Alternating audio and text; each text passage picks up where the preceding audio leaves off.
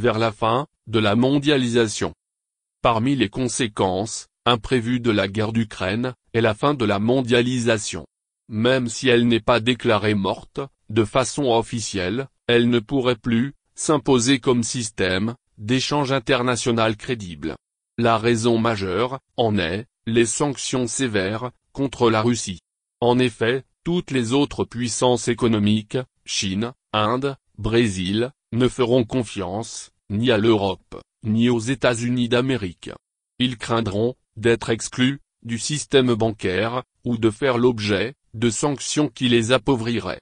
Ils s'éloigneront de cette mondialisation par nécessité puisque tous les outils qui la réglementent sont détenus par l'Occident.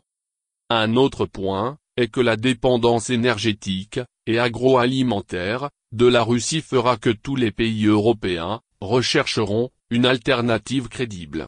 En ce sens, ils vont développer leur propre production, tant alimentaire qu'énergétique, non pas pour l'exportation, mais pour leur propre population. La mondialisation, basée sur les échanges et le partage de ressources, est finie.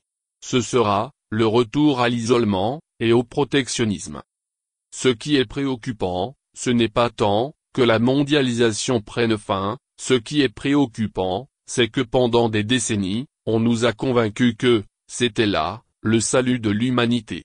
Tout a été fait pour réussir cette mondialisation, puisque nous sommes passés, pendant de longues années, par des essais de systèmes intermédiaires. La rapidité avec laquelle la mondialisation s'effondre est préoccupante, à bien des égards. Cela signifie que tout système, aussi puissant est-il, aussi démocratique est-il, aussi parfait est-il, peut du jour au lendemain, non seulement s'effondrer, mais provoquer le contraire de ce qu'il était supposé apporter.